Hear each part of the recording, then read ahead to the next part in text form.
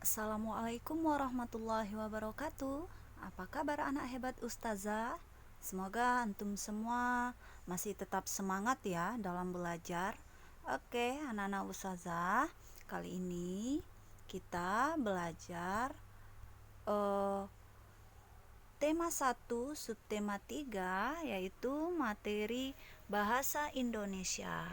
Anak-anak Ustazah, masih ingat kan tentang menentukan ide pokok dalam teks? Ide pokok merupakan inti atau dasar permasalahan dalam suatu teks. Nah, ide pokok dapat ditemukan di awal, tengah, akhir, atau awal dan akhir paragraf. Nah, anak-anak Ustazah, di sini Ustazah punya contoh. Ayo kita baca teks yang sudah ada. Di sekolah Cici mendapat pengetahuan tentang pembuatan gerabah. Seni membuat gerabah sudah terkenal sejak zaman dahulu. Hasil kerajinan gerabah pada zaman dahulu sangat sederhana karena hanya dibuat dengan menggunakan tangan. Namun, seiring perkembangan zaman, seni gerabah dibuat menggunakan alat.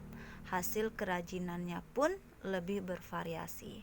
Nah, ide pokok dari teks di atas yaitu Cici mendapat pengetahuan tentang pembuatan gerabah, karena teks di atas itu membahas tentang pengetahuan tentang pembuatan gerabah.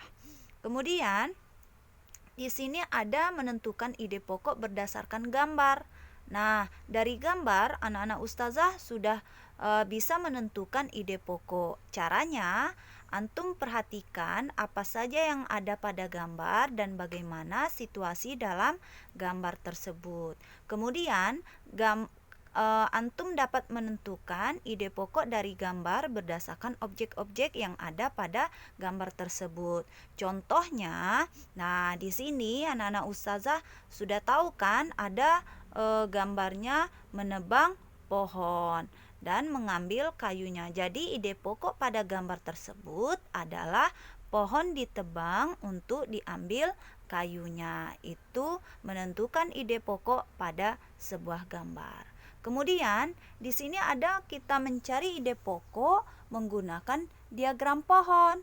Ide pokok itu tidak hanya dapat disajikan menggunakan tabel, tetapi juga dapat disajikan menggunakan diagram pohon. Oke, contohnya, coba anak-anak ustazah lihat. Di sini ada permainan boy-boyan. Nah, yang coba anak-anak ustazah lihat pada halaman 63 dalam buku Bu Pena. Nah, di sini ada 4 paragraf.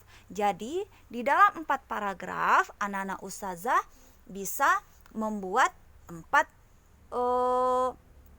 diagram pohonnya, di mana di tengahnya ini judulnya. Judul teks itu seperti permainan. Ustazah buat di sini permainan. Oke, tulisannya agak jelek ya, Nak. Permainan. Nah, ide pokoknya anak ustazah buat di sini. Dalam paragraf pertama itu dia membahas apa, buat di sini. Paragraf kedua membahas apa, dibuat di sini. Kemudian paragraf ketiga dibuat di sini.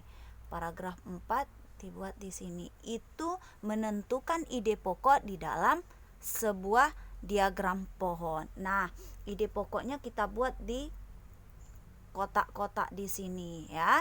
Itu untuk diagram pohon. Kemudian di sini juga ada membuat cerita pendek berdasarkan ide pokok. Bagaimana langkah-langkahnya? Nah, anak-anak ustazah menentukan topik cerita yang akan dibuat, kemudian menentukan ide pokok dari cerita yang akan dibuat, membuat kalimat utama yang berisi ide pokok, kemudian menuliskan informasi tambahan ke dalam beberapa kalimat untuk mendukung kalimat utama yang telah dibuat.